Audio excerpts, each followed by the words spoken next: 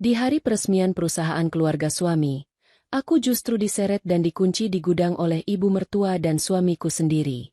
Mereka mengira aku telah disingkirkan. Setengah jam kemudian, rombongan mobil mewah datang, dan rahasia yang mereka kubur terbongkar. Sebelum masuk ke ceritanya, bagi yang subscribe channel ini semoga dilimpahkan rizkinya, disehatkan badannya dan dilancarkan hajat hidup dan akhiratnya oleh Allah Subhanahu wa Ta'ala. Tulis di kolom komentar, kamu nonton dari kota mana aja? Dan mari kita mulai ceritanya. Arumi, cepat pakai kalung ini dan jangan banyak tanya. Suara ketus itu berasal dari Santi, ibu mertuaku, yang berdiri dengan wajah merah padam di ambang pintu kamar rias. Tangannya yang dipenuhi perhiasan emas menggenggam sebuah kalung imitasi yang berkilau murahan. Aku hanya menatap pantulan diriku di cermin besar. Hari ini adalah hari besar bagi keluarga Pratama, hari di mana gedung perkantoran baru mereka di pusat kota Surabaya akan diresmikan. Sebagai istri dari Adrian, putra tunggal keluarga itu, aku seharusnya berdiri di sampingnya dengan bangga. Namun, tatapan Adrian yang baru saja masuk ke kamar tidak menunjukkan rasa bangga sedikitpun. Ada kebencian yang dingin di sana, sesuatu yang tidak pernah kubayangkan saat kami menikah 2 tahun lalu. Kenapa aku harus memakai ini, Bu? Aku punya perhiasan peninggalan ibuku sendiri, jawabku lirih, mencoba mempertahankan harga diriku. Namun, belum sempat aku menyentuh kotak beludru di atas meja, Adrian melangkah maju dan menyambar kotak itu. Dengan gerakan kasar, ia memasukkannya ke dalam saku jasnya. Simpan omong kosongmu, Arumi. Kamu hanya perlu tampil sebagai pajangan hari ini. Jangan membuat malu keluargaku dengan gaya bicaramu yang sok berkuasa itu. Desis Adrian tepat di telingaku. Aku terperangah. Suami yang dulu begitu manis saat mendekatiku, kini memperlakukanku tak lebih dari sekadar beban yang harus disembunyikan. Kericuhan di luar gedung terdengar sayup-sayup. Suara sirene dan tepuk tangan para tamu undangan yang mulai berdatangan. Adrian menarik lenganku dengan kasar, membawaku keluar dari kamar rias melalui jalur belakang yang jarang dilalui. Aku mengira kami akan menuju panggung utama, tetapi langkah kaki mereka justru membawaku turun ke lantai bawah, menuju area yang gelap dan berdebu. Ini adalah bagian lama dari bangunan ini yang belum sempat direnovasi, sebuah gudang penyimpanan alat-alat konstruksi yang terbengkalai. Adrian, kita mau kemana? Peresmiannya dimulai 10 menit lagi. Seruku dengan jantung yang mulai berdegup kencang.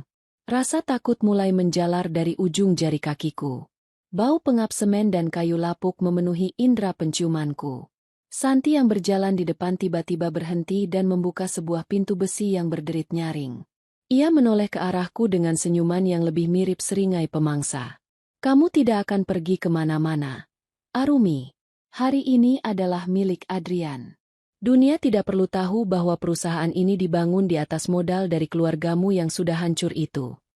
Sebelum aku sempat mencerna kata-katanya, Adrian mendorongku masuk ke dalam ruangan gelap itu.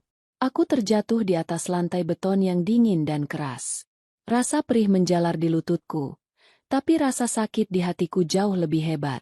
Aku segera berbalik dan mencoba menahan pintu, namun tenaga Adrian jauh lebih kuat. Adrian, buka! Apa yang kamu lakukan? Aku istrimu. Teriakku sambil menggedor pintu besi yang sudah tertutup rapat. Dari balik pintu, aku mendengar suara kunci yang diputar 2 kali. Istri. Suara Adrian terdengar dingin dan tanpa beban. Kamu hanya jembatan, Arumi. Sekarang jembatan itu sudah tidak berguna lagi. Ibu sudah menyiapkan pengumuman bahwa kamu tiba-tiba jatuh sakit dan harus dilarikan ke luar negeri. Tidak ada yang akan mencarimu di sini. Setelah acara ini selesai, kami akan mengurus surat perceraianmu dan membuangmu jauh-jauh dari Surabaya. Suara langkah kaki mereka menjauh, meninggalkan aku dalam kegelapan total yang mencekam. Aku terduduk lemas, menyandarkan punggungku pada pintu besi yang dingin. Di dalam gudang ini, hanya ada sedikit cahaya yang masuk dari celah ventilasi tinggi yang tertutup kawat berduri. Aku melihat tanganku yang gemetar, meraba gaun mewah yang kini kotor terkena debu lantai. Mereka pikir aku lemah. Mereka pikir setelah mengambil aset peninggalan ayahku, Aku tidak punya siapa-siapa lagi untuk bersandar. Selama 2 tahun ini, aku memang memilih untuk diam, mencoba menjadi istri yang patuh sambil mengamati bagaimana mereka perlahan-lahan menggerogoti apa yang menjadi hakku. Namun, Adrian dan Santi melakukan satu kesalahan besar. Mereka lupa bahwa meskipun perusahaan ini sekarang memakai nama keluarga Pratama, darah yang mengalir dalam pondasinya adalah darah keluargaku. Mereka pikir aku adalah yatim piatu yang malang tanpa koneksi. Mereka tidak tahu bahwa selama setengah jam ke depan, sebuah rencana yang telah disusun dengan sangat teliti akan mulai berjalan. Aku meraba saku rahasia di dalam lipatan gaunku, memastikan sebuah benda kecil masih ada di sana. Sebuah alat pelacak dan pemancar sinyal yang sudah aktif sejak aku pertama kali menginjakan kaki di gedung ini. Di luar sana, musik pembuka peresmian mungkin sudah mulai dimainkan. Adrian mungkin sedang tersenyum lebar di depan kamera, berjabat tangan dengan para pejabat kota, dan merasa telah memenangkan segalanya. Ia tidak sadar bahwa di jalanan protokol Surabaya, iring-iringan kendaraan yang akan mengubah hidupnya selamanya sedang bergerak mendekat. Aku memejamkan mata, mengatur napas yang sesak karena debu, dan mulai menghitung mundur. Kehangatan mulai menjalar di dadaku, bukan karena amarah, melainkan karena kepastian bahwa sebentar lagi, topeng-topeng mereka akan hancur berkeping-keping di depan mata seluruh kota. Nikmatilah kemenangan sesaatmu, Adrian, bisikku pada kegelapan gudang. Karena setelah ini, kamu bahkan tidak akan memiliki tanah untuk berpijak. Hawa dingin dari lantai beton merambat masuk ke dalam tulang-tulangku, namun panas di dalam dadaku justru semakin membara. Di dalam kegelapan gudang yang hanya diterangi seberkas cahaya pucat dari ventilasi udara, aku mencoba bangkit. Gaun sutra berwarna marun yang kupakai kini tak lebih dari seonggok kain kumal yang penuh noda semen. Aku mengusap lututku yang lecet, merasakan perih yang nyata, seolah ingin memastikan bahwa ini bukanlah mimpi buruk, melainkan kenyataan pahit yang harus kuhadapi. Di luar sana, suara dentum musik peresmian terdengar sayup-sayup, sebuah kontras yang menyakitkan dengan kesunyian mencekam di ruangan pengap ini. Aku berjalan tertatih menuju sudut gudang, mencoba mencari sesuatu yang bisa kugunakan untuk membuka pintu atau setidaknya memberikan tanda. Namun, yang kutemukan hanyalah tumpukan peti kayu tua dan tumpukan berkas yang telah menguning. Tanganku menyentuh salah satu map plastik yang tergeletak di atas meja kerja yang sudah berjamur. Dengan cahaya seadanya, aku membuka map tersebut. Mataku terbelalak. Di dalamnya terdapat salinan dokumen pengalihan aset yang belum sempat dimusnahkan. Ada tanda tangan mendiang ayahku yang terlihat dipaksakan, hampir menyerupai guratan tangan seseorang yang sedang gemetar atau dipaksa. Amis. Semuanya tercium sangat amis sekarang. Selama ini aku mengira Adrian hanya suami yang rakus dan tidak setia. Namun melihat dokumen-dokumen ini, aku sadar bahwa pengkhianatan ini telah direncanakan bahkan sebelum janji pernikahan kami diucapkan. Santi, ibu mertuaku yang selalu bersikap seolah dia adalah bangsawan paling terhormat di Surabaya, ternyata hanyalah dalang di balik pencurian harta keluargaku. Mereka tidak hanya mengunci tubuhku di gudang ini, mereka telah mencoba mengunci seluruh hidupku dalam kebohongan selama bertahun-tahun. Tiba-tiba, suara langkah kaki terdengar mendekat ke arah pintu besi. Aku segera menyembunyikan dokumen itu di balik punggungku dan merapat ke dinding. Jantungku berpacu kencang. Apakah mereka kembali untuk menghabisiku? Pintu berderit sedikit, dan sebuah lubang kecil pengintai terbuka. Itu adalah Dharma, sopir pribadi keluarga Pratama yang sudah bekerja selama puluhan tahun. Nyonya Arumi, Anda di dalam? Bisiknya dengan suara gemetar. Ada nada ketakutan sekaligus iba dalam suaranya. Dharma, tolong buka pintunya. Mereka sudah gila, Dharma. Seruku dengan suara yang tertahan agar tidak terdengar sampai ke koridor utama. Maafkan saya, Nyonya. Saya tidak bisa.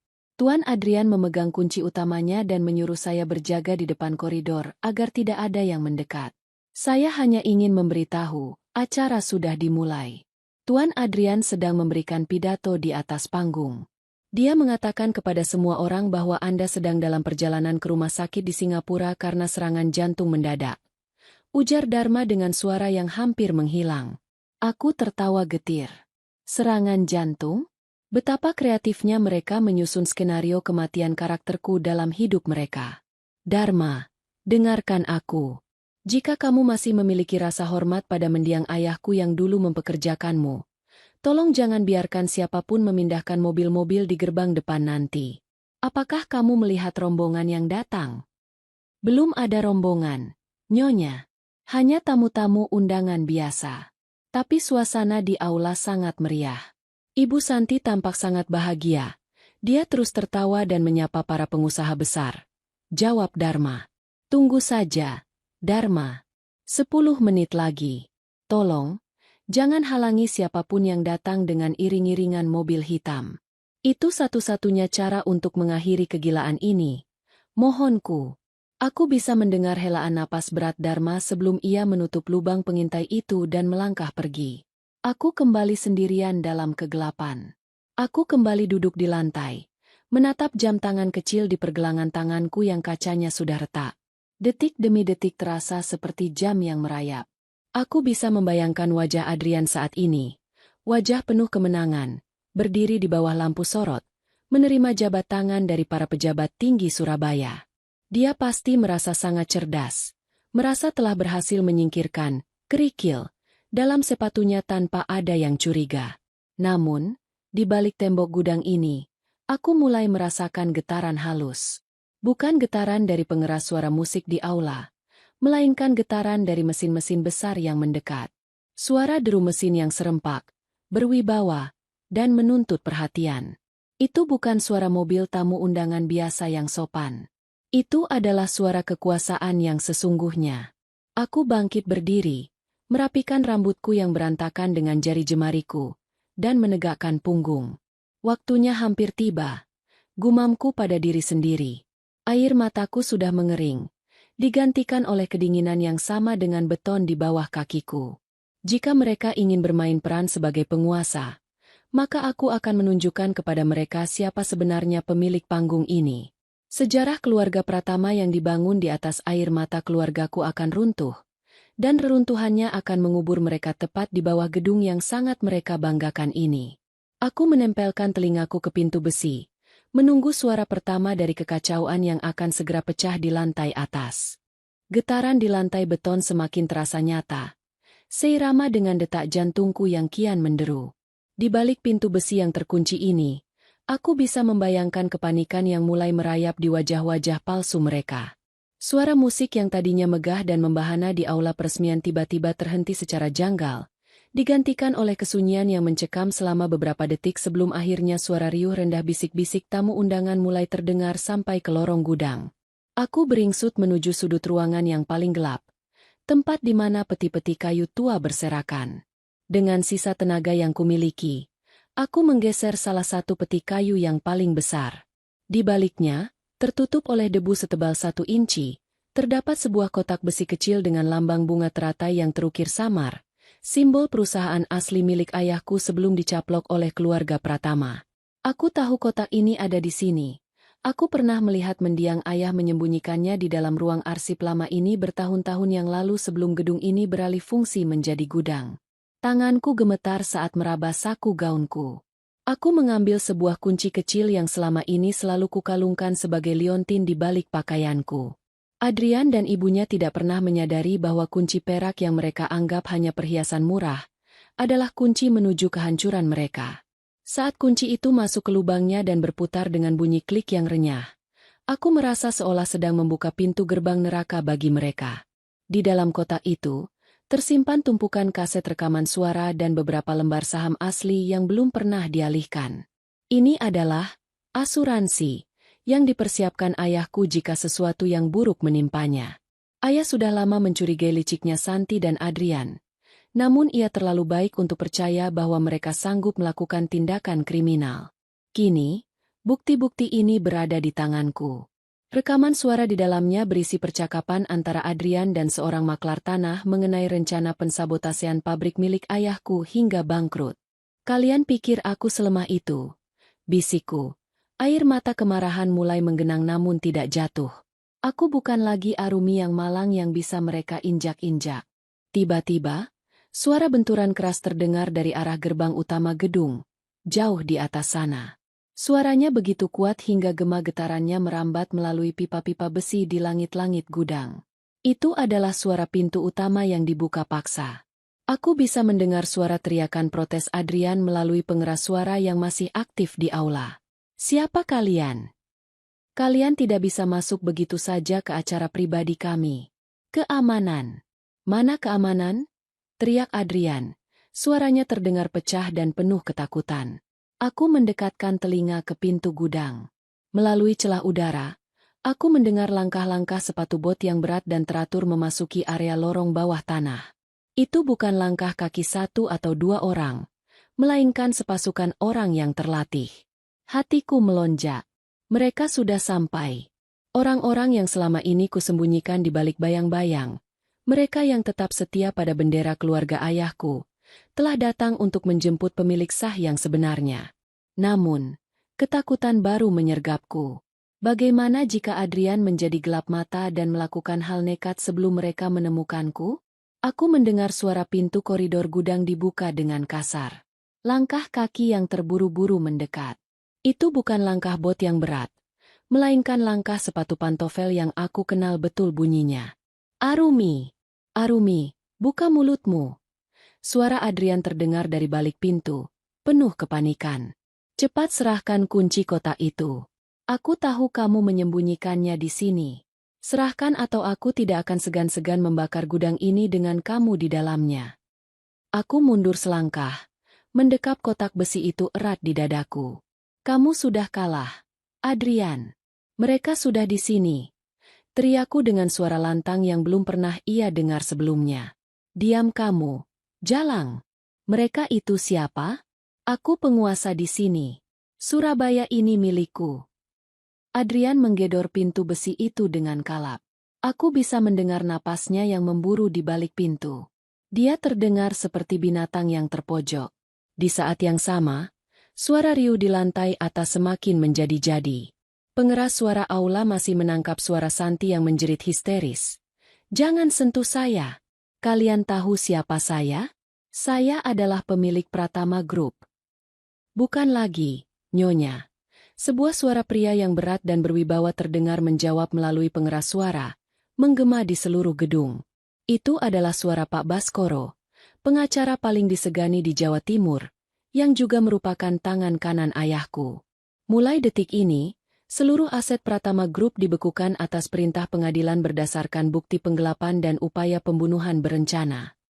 Wajah Adrian di balik pintu pasti sudah sepucat kertas. Ia berhenti menggedor pintu. Keheningan sesaat yang mencekam menyelimuti lorong gudang. Aku menahan napas, menunggu apa yang akan dilakukan pria pengecut itu selanjutnya. Keadaan menjadi sangat berbahaya. Seorang pria yang kehilangan segalanya dalam sekejap bisa menjadi monster yang paling mematikan. Kegelapan di dalam gudang terasa semakin menyesakkan saat suara hening menyelimuti lorong di balik pintu besi itu. Adrian tidak lagi berteriak, tidak lagi menggedor. Kesunyian itu jauh lebih menakutkan daripada kemarahannya yang meledak-ledak. Aku berdiri mematung di tengah ruangan, memeluk kotak besi berisi bukti kehancuran mereka, sementara mataku terus menatap ke arah celah di bawah pintu. Tiba-tiba, terdengar suara gesekan logam yang tajam. Sesuatu sedang dimasukkan melalui celah bawah pintu. Cairan bening mulai mengalir masuk, membasahi lantai beton yang berdebu. Bau menyengat segera menyerang indera penciumanku. Bensin. Jika aku tidak bisa memiliki perusahaan ini, maka tidak ada satu orang pun yang boleh memilikinya. Arumi. Terutama kamu. Suara Adrian terdengar pelan, namun penuh dengan kegilaan yang nyata. Kamu akan mati sebagai pahlawan yang terjebak dalam kebakaran malang di hari peresmian. Puitis. Bukan. Adrian. Jangan gila. Kamu akan masuk penjara. Teriakku. Suaraku parau karena panik. Aku mulai mundur, mencari jalan keluar di sudut-sudut gudang yang buntu. Namun, tempat ini adalah perangkap sempurna. Dinding-dindingnya terbuat dari beton tebal tanpa jendela, dan satu-satunya jalan keluar adalah pintu besi yang kini mulai tercium aroma maut. Klik. Suara pemantik api terdengar dari balik pintu. "Selamat tinggal, Arumi. Terima kasih atas semua hartamu," ucap Adrian dingin. Sesaat kemudian, cahaya jingga yang mengerikan menjilat masuk dari celah pintu. Api menyambar bensin yang telah menggenang di lantai gudang. Dalam hitungan detik, dinding api mulai merayap naik, memakan tumpukan kertas dan peti kayu tua di dekat pintu. Asap hitam pekat mulai membumbung, menyergap paru-paruku. Aku terbatuk-batuk hebat, mencoba menutupi hidung dengan kain gaunku yang sudah kotor. Rasa takut yang luar biasa sempat melumpuhkanku. Aku melihat api yang menari-nari, seolah menertawakan nasibku yang akan berakhir di tempat kotor ini. Namun, di tengah kepungan asap, mataku tertuju pada sebuah pipa besi besar yang melintang di langit-langit. Itu adalah pipa sistem pemadam otomatis. Masalahnya, gedung tua ini sudah lama tidak dirawat. Aku tidak yakin sistem itu masih berfungsi. Aku memanjat tumpukan peti yang belum terbakar, mengabaikan rasa perih di tanganku saat menyentuh kayu yang kasar. Dengan sisa tenaga, aku meraih pipa itu dan bergelantungan, mencoba menjangkau katup manual yang tampak berkarat di sudut atas. Tolong sekali ini saja, berfungsilah. Bisikku di sela batuk yang semakin menyesakkan. Asap semakin tebal, membuat pandanganku mengabur. Kepalaku mulai terasa ringan karena kekurangan oksigen. Saat aku hampir kehilangan kesadaran dan terjatuh, aku mendengar suara dentuman keras dari arah luar. Bukan suara api, melainkan suara pintu koridor yang didobrak dengan paksa. Di sini, bau bensin dari arah sini. Teriak sebuah suara pria yang asing namun penuh otoritas.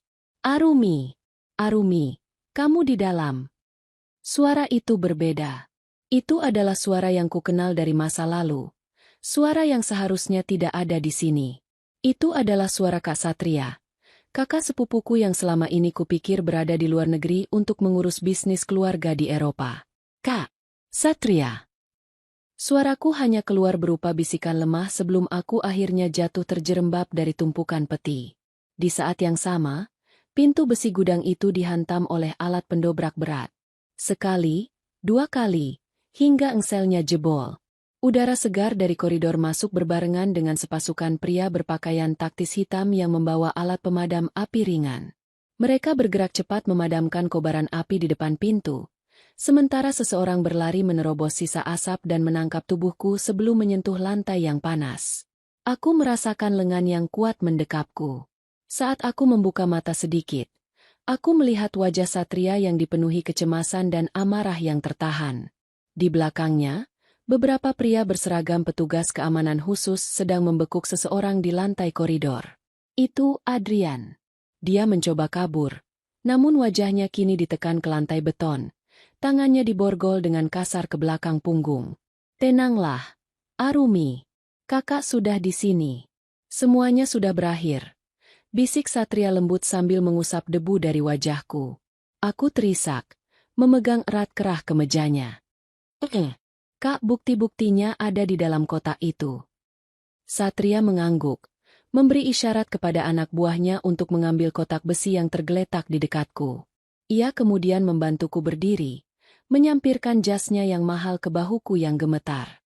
Saat kami melangkah keluar dari gudang yang terbakar itu, aku melihat Adrian menatapku dengan mata melotot, penuh kebencian sekaligus ketakutan yang luar biasa. Di ujung lorong, aku melihat Santi berdiri dengan tangan terborgol, dikawal oleh dua petugas polisi. Wajahnya yang biasanya penuh angkuh kini kuyu. Riasannya luntur terkena keringat dan air mata panik. Saat ia melihatku keluar dalam keadaan hidup, ia seolah melihat hantu. Bawa mereka ke aula utama. Perintah Satria dengan suara dingin yang mematikan. Biarkan semua tamu undangan, media, dan relasi bisnis mereka melihat siapa sebenarnya monster yang mereka sanjung selama ini. Peresmian ini belum selesai. Acara utamanya justru baru akan dimulai. Aku berjalan dengan kaki yang masih lemas, namun kepalaku tegak. Di depan gedung, aku bisa mendengar deru mesin dari 10 mobil mewah yang tadi sempat kusebutkan. Mereka bukan sekadar tamu, mereka adalah bala tentara keadilanku. Langkah kakiku terasa berat saat melewati lorong menuju aula utama, namun dekapan tangan Kak Satria di bahuku memberiku kekuatan yang tak terduga. Bau asap masih menempel lekat di rambut dan gaunku, menjadi pengingat bisu betapa dekatnya aku dengan kematian hanya beberapa menit yang lalu. Di sepanjang koridor, para staf perusahaan yang dulu sering memandangku sebelah mata kini menunduk, tak berani menatap langsung ke arahku. Mereka melihat Adrian dan Santi diseret oleh petugas keamanan seperti kriminal biasa. Sebuah pemandangan yang tak pernah mereka bayangkan akan terjadi di hari peresmian ini. Saat pintu ganda aula utama dibuka lebar, suasana yang tadinya riuh rendah seketika berubah menjadi sunyi senyap. Ratusan pasang mata tamu undangan, mulai dari pejabat tinggi Surabaya hingga pengusaha kelas atas, tertuju ke arah kami. Musik klasik yang tadinya mengalun lembut segera dihentikan. Cahaya lampu kristal yang mewah memantul di atas lantai marmer. Namun semua kemegahan itu terasa hambar dibandingkan dengan drama yang sedang terjadi di depan mata mereka. Adrian meronta-ronta dalam cengkeraman petugas. Wajahnya merah padam karena malu dan marah. "Lepaskan. Kalian tidak punya hak melakukan ini. Ini perusahaan saya," teriaknya. Suaranya menggema di seluruh ruangan yang luas itu. Namun, teriakannya hanya disambut dengan pandangan jijik dari para kolega yang mulai menyadari ada sesuatu yang sangat salah. Di tengah aula, rombongan pria berjas hitam yang baru saja tiba berdiri dengan sikap tegak dan dingin. Mereka adalah para petinggi dari konsorsium keluarga besarku yang selama ini beroperasi di balik layar. Di barisan paling depan, berdiri Pak Baskoro dengan tas kerja kulitnya yang legendaris. Ia melangkah maju ke podium, menggeser mikrofon yang tadinya digunakan Adrian untuk berpidato. "Hadirin sekalian, mohon perhatiannya." Suara Pak Baskoro tenang namun memiliki otoritas yang tidak bisa dibantah. "Saya adalah kuasa hukum sah dari mendiang Bapak Surya Atmadja. Kami datang ke sini untuk mengumumkan bahwa seluruh rangkaian acara peresmian ini didasarkan pada dokumen palsu dan penipuan terstruktur." Suara gumaman kaget langsung pecah di antara para tamu. Santi, yang berdiri tak jauh dari podium dengan tangan tersembunyi di balik kain syalnya untuk menutupi borgol, mencoba berteriak, "Itu bohong. Dia hanya pengacara tua yang sakit hati karena kami pecat." Pak Baskoro tidak bergeming. Ia membuka tasnya dan mengeluarkan salinan dokumen asli yang baru saja diambil dari kotak besi yang kuselamatkan. "Nyonya Santi, Anda lupa bahwa Bapak Surya telah mencatatkan saham mayoritas atas nama putrinya, Arumi Atmadja, di Notaris Pusat Surabaya jauh sebelum beliau wafat. Dokumen pengalihan yang Anda gunakan untuk menguasai Pratama Group adalah hasil pemalsuan tanda tangan yang telah dibuktikan oleh ahli forensik kami pagi ini." Aku melangkah maju, melepaskan diri dari pegangan Kak Satria, dan berdiri di samping Pak Baskoro. Aku menatap Adrian yang kini hanya bisa terdiam dengan napas memburu. "Kamu bilang aku hanyalah jembatan yang tidak berguna, Adrian." Suaraku terdengar lantang melalui sistem pengeras suara. "Tapi kamu lupa, jembatan itulah yang menopang seluruh bebanmu. Dan hari ini, jembatan itu memutuskan untuk runtuh dan menenggelamkanmu." Tiba-tiba, sebuah layar besar di belakang panggung yang tadinya menampilkan logo perusahaan berubah. Gambar yang muncul bukanlah profil perusahaan, melainkan rekaman kamera tersembunyi yang diambil dari dalam kantor Adrian beberapa minggu lalu. Di sana, terlihat jelas Adrian dan Santi sedang tertawa sambil membahas cara menyingkirkan aku secara permanen setelah peresmian selesai. "Kita pastikan dia menghilang setelah tanda tangan terakhir." Suara Adrian di dalam rekaman itu terdengar begitu jernih, membuat seluruh ruangan kembali terkesiap. Surabaya akan mengira dia depresi dan melarikan diri. Wajah Adrian berubah menjadi pucat pasi. Ia menatap layar itu dengan mata yang hampir keluar dari kelopaknya. Rahasia yang mereka kubur dalam-dalam, rencana jahat yang mereka susun di balik pintu tertutup, kini terpampang nyata di depan seluruh relasi bisnis mereka. Tidak ada lagi tempat untuk bersembunyi. Tidak ada lagi kebohongan yang bisa menyelamatkan mereka. Di luar gedung, suara sirene polisi semakin banyak berdatangan, mengepung seluruh area peresmian. Wartawan yang tadinya datang untuk meliput kesuksesan keluarga Pratama kini berebut mengambil foto Adrian dan Santi yang tertangkap basah. Ini bukan lagi hari peresmian. Ini adalah hari penghakiman di pusat kota Surabaya. Aku menarik napas dalam, merasakan udara yang mulai terasa bersih di paru-paruku, meski aku tahu perjalanan untuk mengambil kembali segalanya baru saja dimulai. Keadaan di dalam aula benar-benar kacau. Rekaman suara dan video yang diputar di layar raksasa itu seperti bom atom yang menghancurkan seluruh reputasi keluarga Pratama dalam sekejap. Para tamu undangan, yang beberapa menit lalu masih mengangkat gelas sampanye untuk bersulang bagi kesuksesan Adrian, kini melangkah mundur seolah-olah pria itu adalah wabah yang mematikan. Bisik-bisik penghinaan mulai terdengar dari segala penjuru ruangan. Di kota sebesar Surabaya, berita seperti ini akan menyebar lebih cepat daripada api yang tadi membakar gudang. Santi mencoba melakukan satu upaya terakhir untuk menyelamatkan mukanya. Ia meronta dari pegangan petugas dan berteriak ke arah kerumunan. Ini semua rekayasa. Arumi menggunakan uang perusahaan untuk menyuap orang-orang ini agar menjatuhkan kami. Kalian tahu siapa saya?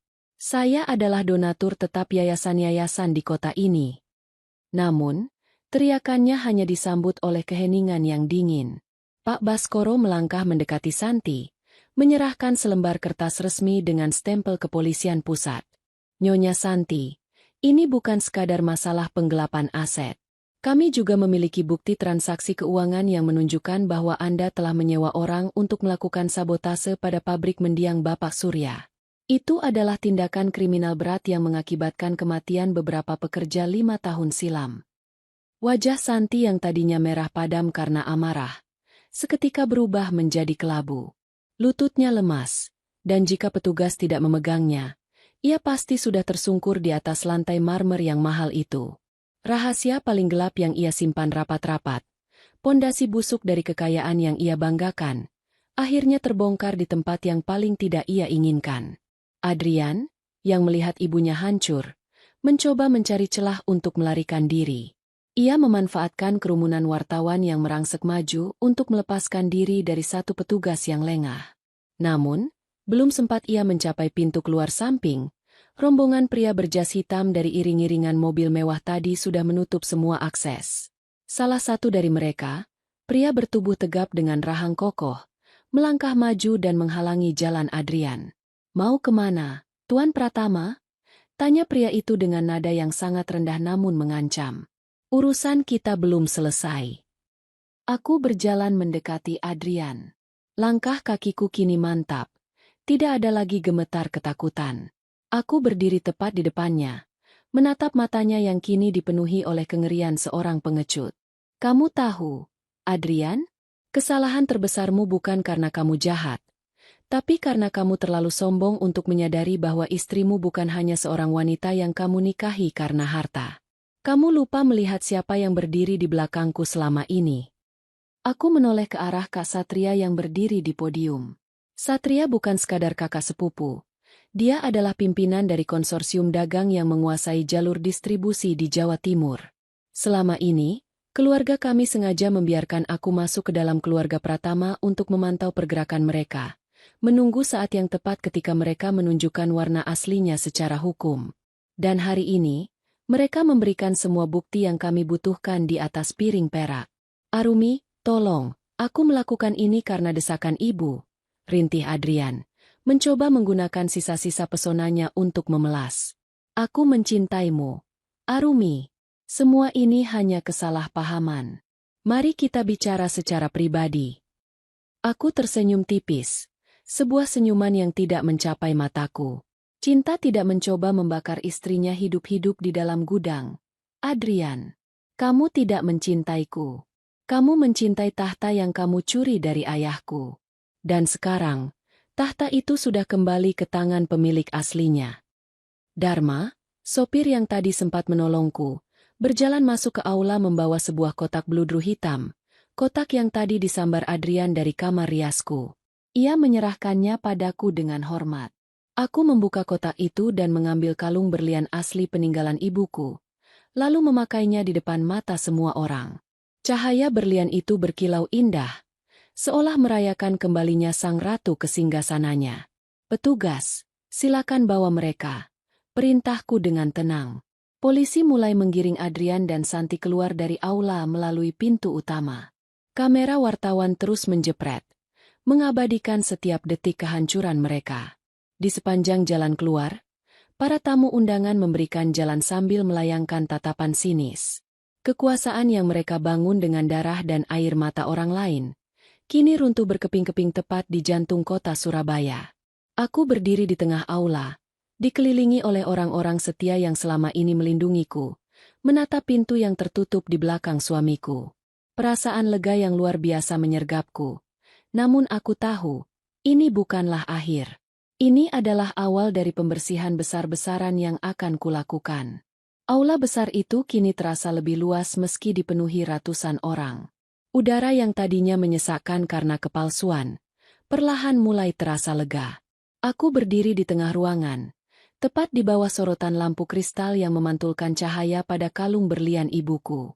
Adrian dan Santi sudah tidak terlihat lagi, hanya menyisakan gema teriakan mereka yang kian menjauh menuju mobil tahanan. Namun, pekerjaan sesungguhnya baru saja dimulai.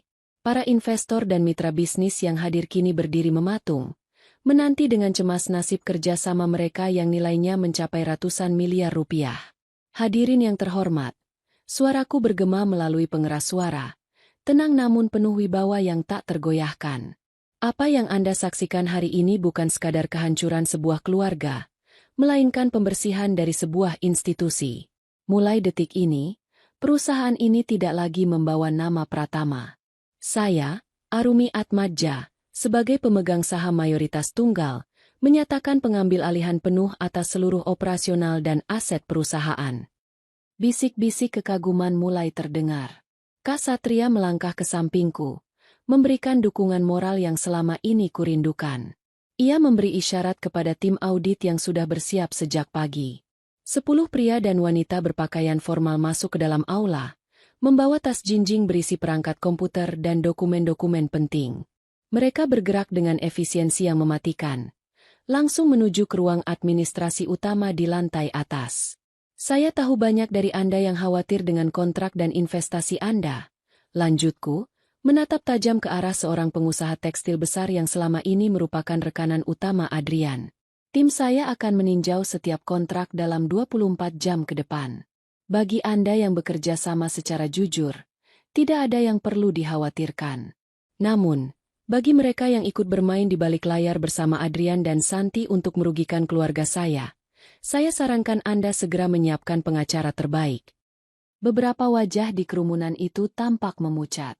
Mereka yang selama ini menikmati keuntungan dari skema curang Adrian mulai saling pandang, mencari jalan keluar yang sudah tertutup rapat. Di Surabaya, reputasi adalah segalanya, dan hari ini, reputasi siapapun yang terlibat dengan kejahatan keluarga Pratama telah tamat.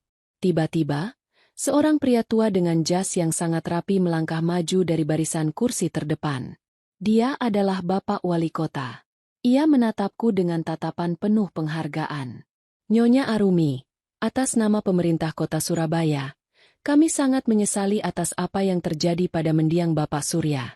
Beliau adalah sosok yang sangat kami hormati. Kami akan memastikan bahwa segala proses hukum terkait penyekapan dan penipuan ini berjalan dengan transparan. Aku menundukkan kepala sedikit sebagai tanda hormat. Terima kasih, Pak. Saya hanya ingin keadilan bagi ayah saya dan keselamatan bagi masa depan perusahaan ini. Setelah memberikan instruksi singkat kepada para staf, aku memutuskan untuk keluar dari aula. Aku butuh udara segar. Aku berjalan melewati lobi mewah yang kini dipenuhi oleh petugas polisi yang sedang menyegel ruang kerja Adrian dan Santi.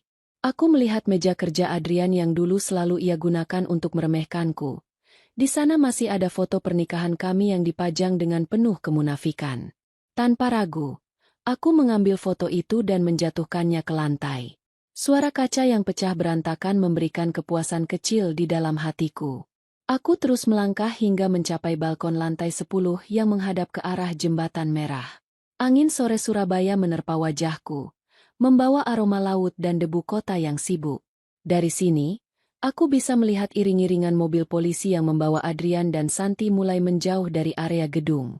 Mereka akan mendekam di sel yang dingin malam ini, tempat yang jauh lebih buruk daripada gudang pengap tempat mereka mengunciku. Kamu melakukannya dengan sangat baik, Arumi. Suara Kak Satria terdengar dari belakang. Ia menyodorkan sebuah gawai yang menampilkan berita utama di situs media nasional. Foto Adrian yang sedang diborgol dengan latar belakang gedung peresmian menjadi tajuk utama dengan judul, "Skandal Besar Surabaya. Kerajaan bisnis Pratama runtuh dalam semalam. Ini baru permulaan, Kak. Jawabku sambil menatap Cakrawala. Aku tidak hanya ingin mereka dipenjara. Aku ingin memastikan bahwa tidak ada satupun nama Pratama yang tersisa di bisnis ini. Aku akan membangun kembali apa yang ayah mulai. Tapi kali ini, dengan namaku sendiri. Aku merasakan kekuatan baru mengalir dalam nadiku. Rasa sakit di lututku karena jatuh di gudang tadi seolah hilang, digantikan oleh tekad yang membaja. Aku bukan lagi istri yang lemah, bukan lagi kerikil yang bisa dibuang begitu saja. Aku adalah batu karang yang akan menghancurkan siapapun yang berani mencoba mengusik kehormatanku lagi.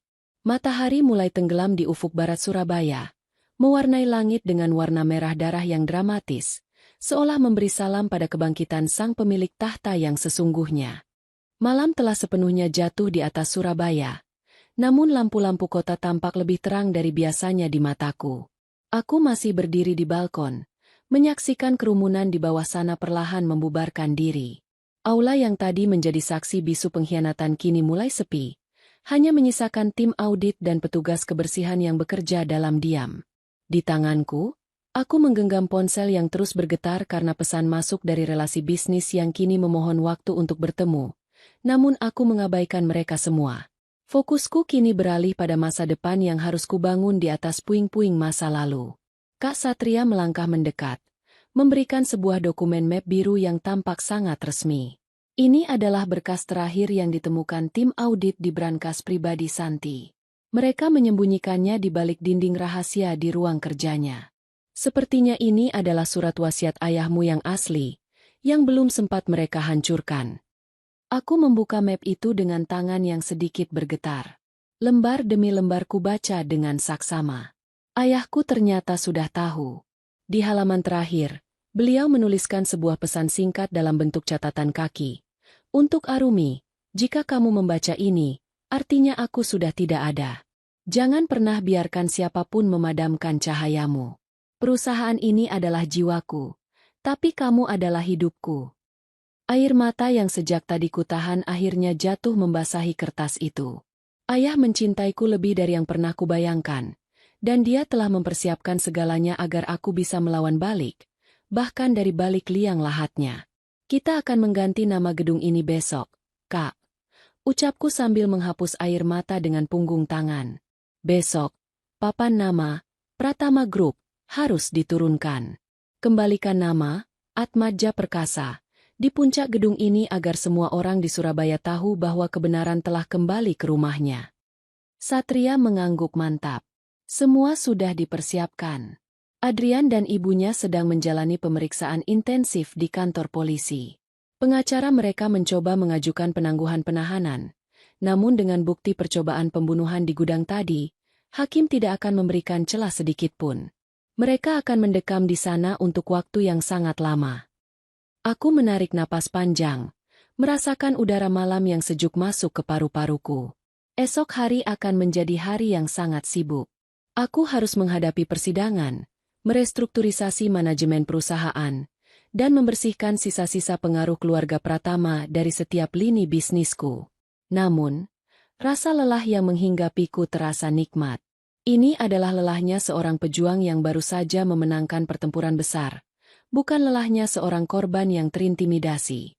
Sebelum meninggalkan gedung, aku memutuskan untuk turun sekali lagi ke lantai bawah, menuju gudang pengap tempat mereka menyekapku. Garis polisi masih terpasang di depan pintunya yang hangus. Aku berdiri di sana selama beberapa saat, menatap kegelapan di dalamnya. Di tempat yang kotor dan terhina inilah aku menemukan kembali kekuatanku. Disinilah Arumi yang lemah mati bersama bensin yang terbakar, dan Arumi yang baru lahir dari abunya. Aku melepas kalung berlian ibuku sejenak, menatapnya di bawah lampu selasar yang remang-remang, lalu memakainya kembali dengan penuh kebanggaan. Aku berjalan keluar dari gedung menuju iring-iringan mobil mewah yang masih setia menungguku di gerbang utama. Dharma membukakan pintu untukku dengan hormat yang tulus, bukan karena takut, melainkan karena kesetiaan. Mau kemana kita, Nyonya Atmadja? Tanya Dharma saat aku sudah duduk nyaman di kursi belakang yang empuk. Aku menatap keluar jendela, ke arah lampu-lampu jalanan Surabaya yang membentang luas. Ke makam ayah, Dharma. Saya ingin memberitahu beliau bahwa tugasnya sudah selesai. Sekarang, biarkan saya yang menjaga apa yang beliau bangun. Mobil mulai meluncur membelah keheningan malam. Aku melihat ke arah spion, menyaksikan gedung pencakar langit itu menjauh. Hari ini, sebuah rahasia besar telah terbongkar, sebuah kerajaan palsu telah runtuh, dan seorang wanita yang sempat dianggap remeh telah bangkit untuk mengambil kembali tahtanya. Di kota pahlawan ini, aku telah membuktikan bahwa tidak ada gudang yang cukup gelap untuk menyembunyikan kebenaran, dan tidak ada kunci yang cukup kuat untuk menahan semangat yang ingin merdeka. Perjalanan baru saja dimulai, dan kali ini, aku yang memegang kendali penuh atas arah tujuanku. Surabaya akan selalu mengingat hari ini sebagai hari di mana keadilan tidak lagi hanya menjadi slogan, melainkan kenyataan yang tak terbantahkan. Sambil menyandarkan kepala, aku memejamkan mata dengan senyuman tenang, siap menyambut fajar baru yang akan membawa namaku kembali ke puncak tertinggi. Puncak tertinggi. Puncak tertinggi. Puncak tertinggi.